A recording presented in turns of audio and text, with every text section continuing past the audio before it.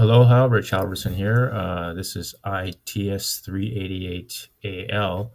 And in this video, I'm going to do Lab 8.3, the add, subtract, multiply, um, evaluating the arithmetic expression that has those three operands. Okay, so if you look at the screen here, um, this is the equation that we're going to evaluate, and this is how we're going to assign the variables or the storage locations that we're going to assign these variables.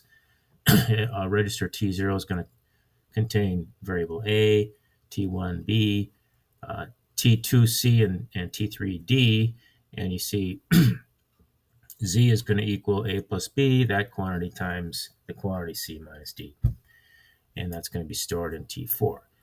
And so we have to write a program, an assembly language program, a MIPS assembly language program to do this calculation. All right, so let's go down, and this is how we're going to assign the variables. And this is an example. 2 plus 4 is 6. 6 minus 3 is 3. 3 times 6 is 18, and so that's why 18 is stored here. All right, so we just type our code in here. Let's see. Let's set up our registers. So let's look at T1 or T0, T1, T2, and T3. And I think that's all we have to do, because I think when we execute the code, when T4 gets written, it'll just pop open here, I think. If not, we'll pop it open. Okay, so and let's throw in some numbers. Let's just throw in these numbers: 2, 4, 6, 3. 2, 4, 6, and 3. Okay, so let's see. I think we're going to assign some temporary variables. So I think we're going to want to put in a T5. Let's assign. So T0 is A, right? T1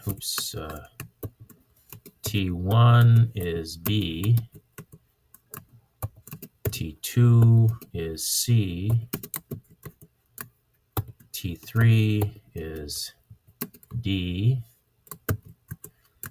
T4 is going to be Z, which is going to equal A plus B times C minus D. Yeah, okay, these are all comments, so this isn't part of the code. These are my comments to keep these things straight. That's when we start with a hashtag. That just means comments. It means we don't have to have them in there. They're for the programmer to remember what they did. They're thinking. So now I'm going to have to first calculate this, and then I'm going to have to calculate this, and then I'm going to have to take those two numbers and multiply them together to store them into Z. So I'm going to need some temporary variables. So I'm going to have a temporary variable here, T5, and I'm going to make that equal to A plus B. And I'm going to have a temporary variable, T6, and that's going to equal C minus D. I'm going to store C minus D in there. And then once I have these two, once I have the T5 and the T6, I can just take T5 times T6 and store that into T4. That's my plan. Okay, so let's start writing some code here. I'm going to set, I'm going to do this one first. So I'm going to say add. Okay, so I'm going to use, search, just do a search on MIPS instruction set. And the first one that comes up for me is this thing here from some university. in Italy, I guess. But anyway, so it's the MIPS instruction set, and we're going to be using the add instruction and the subtract instruction and the multiply without overflow instruction.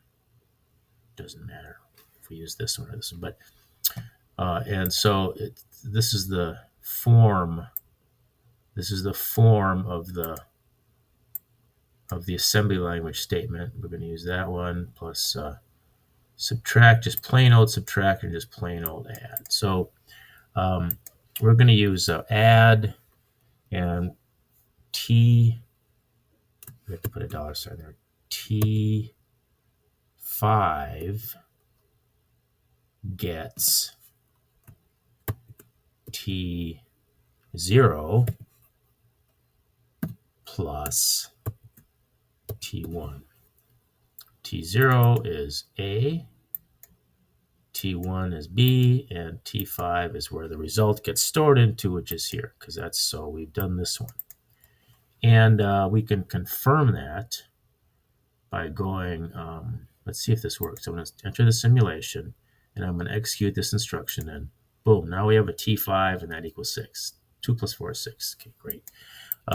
Next, let's exit the simulation. Next, we're going to do this one, the T6, and that's a subtraction.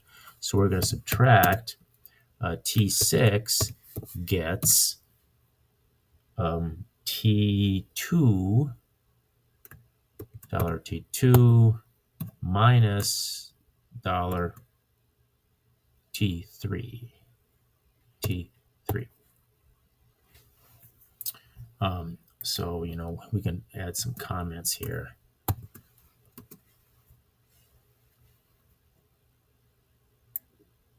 Just going to add this comment here, and then I add a comment here. This is like over commenting, but it's certainly useful. If you're coming back next semester and you're teaching the same lesson and you want to remember what you did, for example.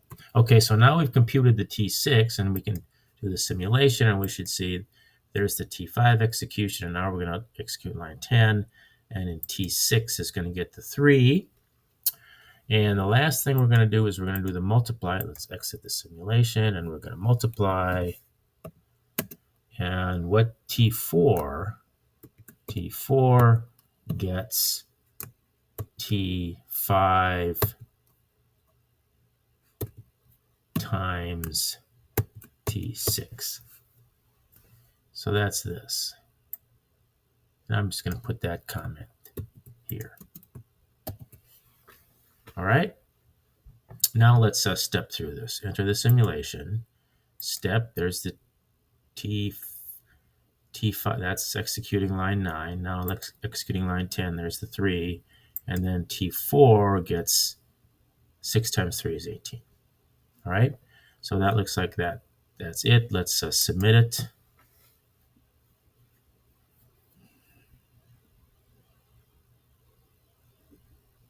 And there we go. All right. So I'm going to see how this